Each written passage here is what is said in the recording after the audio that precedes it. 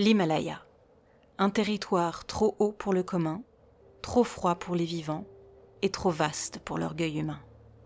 Une architecture de pierre si ancienne qu'elle semble observer l'homme avec une indifférence polie, presque lassée.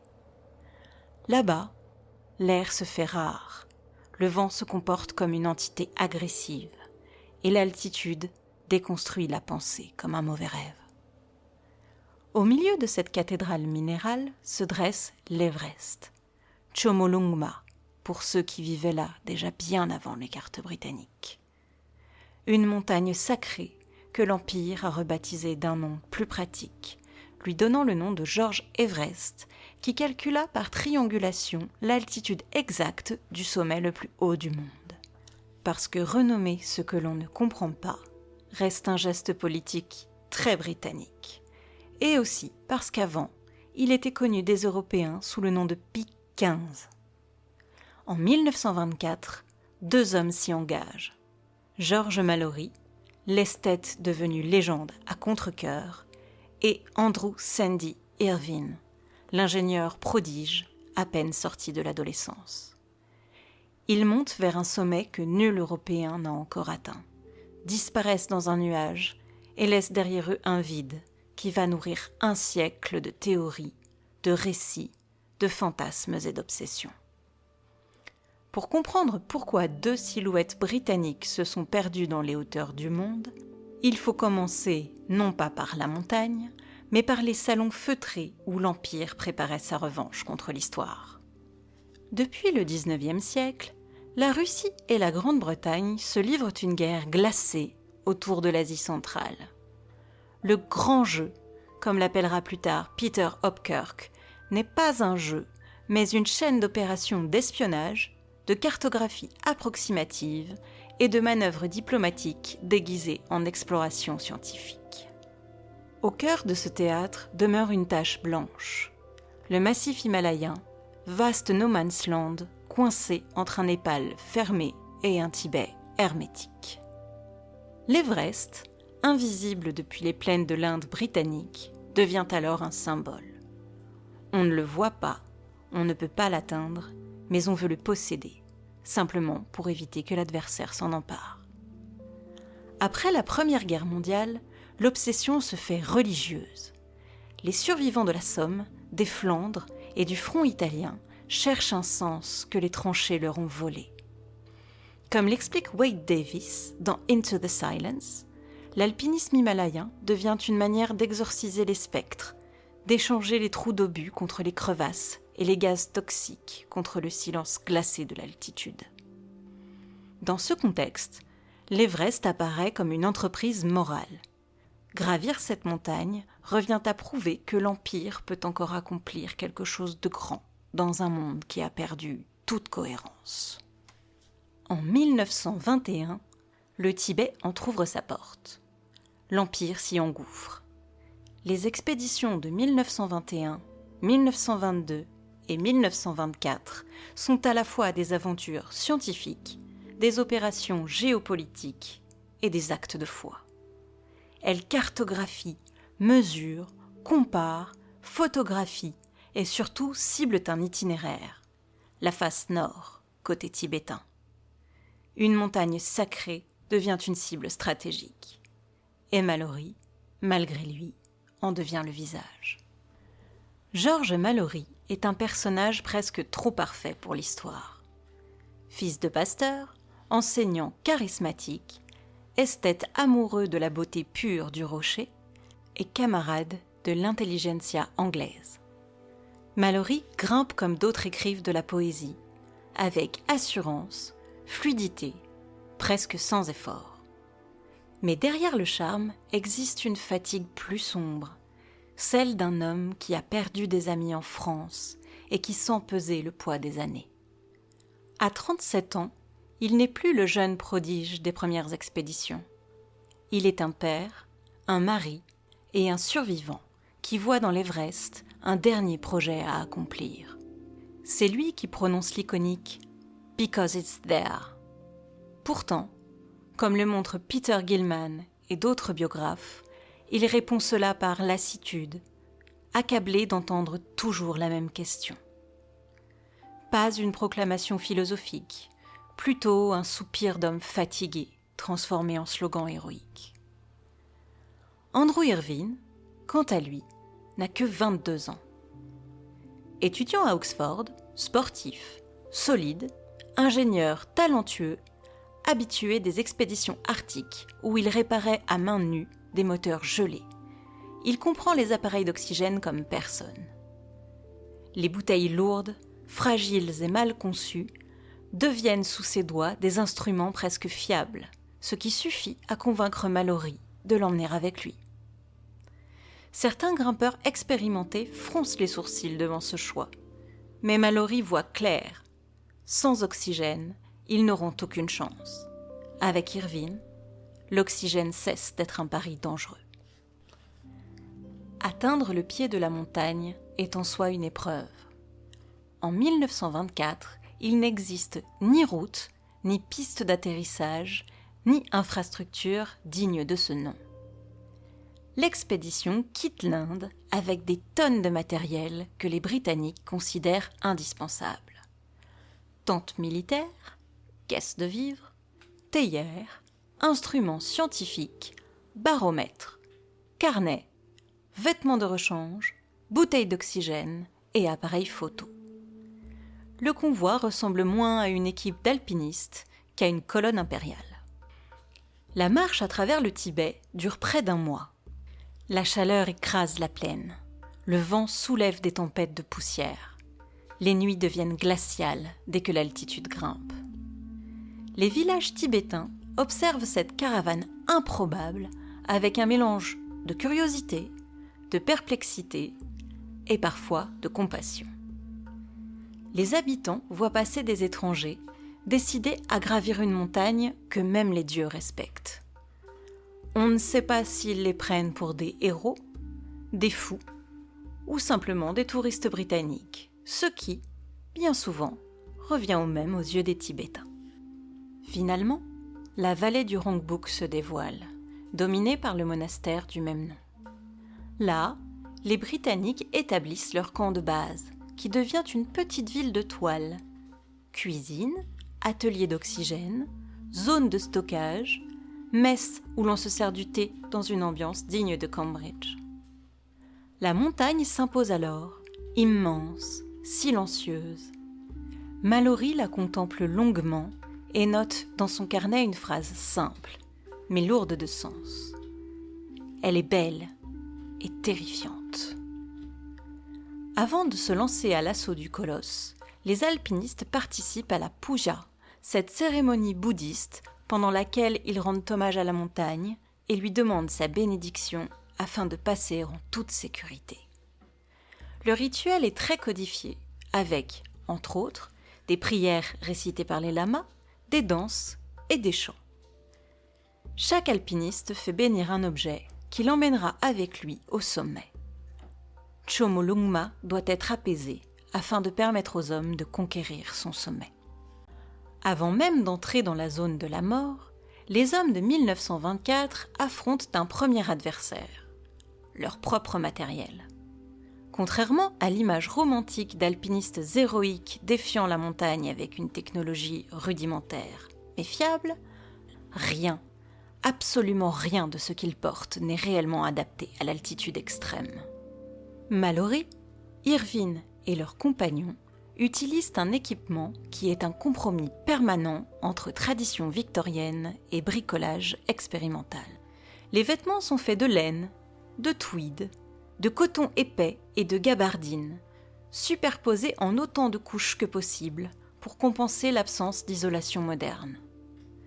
Ces tissus, excellents pour une randonnée dans les collines anglaises, deviennent lourds, rigides et glacés au-delà de 7500 mètres. Ces couches gelaient littéralement sur place, se transformant en une carapace de glace qui alourdissait chaque mouvement et retirait toute souplesse aux grimpeurs. Les bottes, doublées de feutre, absorbaient l'humidité avant de la restituer sous forme de glace. Les gants, souvent tricotés, se déchiraient ou se raidissaient au contact du vent de la face nord, laissant les doigts exposés aux gelures. Les cordes, en chanvre, sont solides mais sensibles au gel et à l'abrasion. Les piolets, lourds et plus longs que les modèles modernes, sont adaptés aux pentes de neige, mais beaucoup moins aux sections rocheuses, caractéristiques de la crête nord-est. Les crampons, plus rudimentaires, se fixent mal aux semelles. Le matériel photographique, précieux pour documenter la tentative, pèse lourd dans un sac déjà surchargé. Mais rien n'incarne autant l'audace, ou l'inconscience, de l'expédition que l'oxygène. Les systèmes utilisés par l'équipe de 1924 sont parmi les premiers prototypes jamais testés en haute altitude. Les appareils sont encombrants, fragiles, composés de bouteilles métalliques épaisses et d'un réseau de valves et de manomètres dont la fiabilité était tout sauf garantie. Les fuites étaient fréquentes, les débits irréguliers et les réglages impossibles à maintenir lors des changements de température. En altitude, une simple variation pouvait compromettre toute la tentative. C'est précisément là que la présence d'Andrew Irvine devient cruciale. Son talent de mécanicien, qu'il a démontré lors de ses expéditions dans l'Arctique, lui permettent de transformer ces appareils imprévisibles en outils presque fiables. Il démonte, ajuste, resserre, renforce, souvent du bout des doigts, dans un froid où la moindre manipulation relève de la torture. Sans lui, les systèmes d'oxygène n'auraient probablement pas dépassé le camp 2. La face nord impose une succession de camps, chacun arraché au vent, à la glace et au manque d'oxygène. Camp après camp, la montagne dépouille les hommes de leur force. À mesure que l'on avance, l'air se raréfie, le sommeil disparaît et les gestes se font plus lents. L'épuisement s'insinue dans chaque muscle, dans chaque décision. Le camp 4, établi aux alentours de 7000 mètres, marque le début d'un autre monde, celui où respirer devient un travail à plein temps. Certains membres de l'expédition commencent à cracher du sang. Les nuits ressemblent à des exercices de suffocation. Mallory, pourtant, conserve son humour, du moins en façade. Il sait qu'il s'agit sans doute de sa dernière opportunité. Une première tentative vers le sommet échoue sous la violence des vents. Ce revers entame les corps, mais renforce paradoxalement sa détermination. Pour la seconde tentative, Mallory choisit Irvine. Le duo se met en marche le 6 juin et remonte lentement la chaîne de camps jusqu'à installer le camp 6 à plus de 8000 mètres. La nuit qui précède leur tentative est courte, glaciale, rythmée par le bruit du vent qui martèle la toile. Le moindre bruit ressemble à un avertissement. Au matin du 8 juin, Mallory laisse un mot, laconique. Irvine ajuste les valves de leurs appareils. Puis, sans emphase, ils s'engagent dans la pente. Leur progression est lente, mais régulière, presque élégante, si l'on en croit le seul témoin, Noel Odell. À 12h50, Odell aperçoit les deux silhouettes franchissant un obstacle rocheux. Était-ce la première marche ou la seconde, bien plus redoutable? Les récits divergent et l'homme lui-même changera d'avis au cours de sa vie.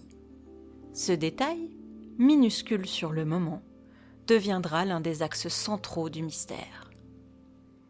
Quelques minutes plus tard, un nuage dévale la face nord. Il avale les deux hommes, puis la crête entière. Mallory et Irvine ne seront jamais revus vivants. Pendant 75 ans, l'Everest garde jalousement son secret. Malgré les différentes expéditions parties à leur recherche, Mallory et Irvine demeurent introuvables. Puis, en 1999, une équipe menée par Jochen Emleb, Eric Simonson et Konrad Anker entreprend de retrouver les corps, ou du moins des indices. Leurs recherches se basent sur des modèles de vent, des cartes anciennes, des analyses de trajectoires de chute, autant d'éléments qui désignent une zone précise de la face nord. Le 1er mai 1999, Anker distingue un fragment de tissu clair pris dans les rochers. En s'approchant, il découvre que c'est un corps, presque intact. Il pense avoir trouvé la dépouille d'Irvine, il a découvert Mallory. Sa position, les blessures, la corde brisée autour de sa taille suggèrent une chute violente. Les lacets sont toujours noués, preuve qu'il n'est pas mort de froid ou d'épuisement. Dans ses poches, on retrouve un altimètre, des notes, une paire de lunettes soigneusement rangées, détail qui indique peut-être qu'il faisait mauvais au moment de l'accident. Mais la photographie de sa femme, celle qu'il avait promis de déposer sur le sommet, a disparu. On ignore s'il l'a perdue dans la chute ou s'il l'a laissée là-haut. Après avoir donné sépulture au légendaire alpiniste anglais, l'équipe redescend afin d'étudier les objets présents sur la dépouille, non sans quelques écueils géopolitiques afin de savoir à qui ils appartiennent. Est-ce à la famille de Mallory ? À l'équipe qui les a découverts ? Au Tibet ? Au Népal ? À l'Angleterre ? En définitive, ces maigres possessions ne feront qu'ajouter au mystère. Le corps d'Irvine, lui, n'a jamais été retrouvé. Et surtout, l'appareil photo Vest Pocket, qui pourrait contenir la preuve qu'ils ont atteint le sommet, reste introuvable. Kodak a confirmé en 1999 qu'une pellicule gelée pourrait encore être développée. Depuis, chaque expédition qui s'intéresse au mystère scrute la zone avec une précision quasi archéologique. Un membre d'une expédition chinoise de 1975, Wang Hongbao, a affirmé avoir vu un corps ancien près de la face nord, avant de mourir le lendemain dans une avalanche, laissant l'information en suspens. Les récits ultérieurs laissent penser que la description correspond plus à un grimpeur de 1924 qu'à un alpiniste contemporain. En 2024, un pied identifié comme celui d'Irvine, grâce à une étiquette cousue dans la chaussette, aurait été retrouvé sans que le reste de la dépouille n'apparaisse. Il reste quelques dizaines de mètres de pente où le corps pourrait être enfoui, et peut-être, avec lui, un appareil photo capable de révolutionner l'histoire de l'alpinisme. Mallory et Irvine ne sont pas seulement deux silhouettes perdues dans un nuage himalayen. Ils incarnent une époque entière, celle où l'on croyait que la volonté suffisait pour dominer la nature, où les sommets représentaient une forme de salut après les carnages de la guerre. Leur disparition laisse des traces plus fortes que bien des victoires. Peut-être ont-ils foulé le sommet avant tout le monde. Peut-être que non. Le seul témoin fiable est la montagne, et la montagne ne parle pas. Elle garde les secrets comme elle garde les morts, avec une indifférence absolument parfaite. Mais leurs fantômes, eux, ne sont jamais redescendus. Ils longent encore l'arête nord, cordes tendues, silhouettes vacillantes dans la lumière pâle de la zone de la mort. Et nous continuons de les suivre, un siècle plus tard.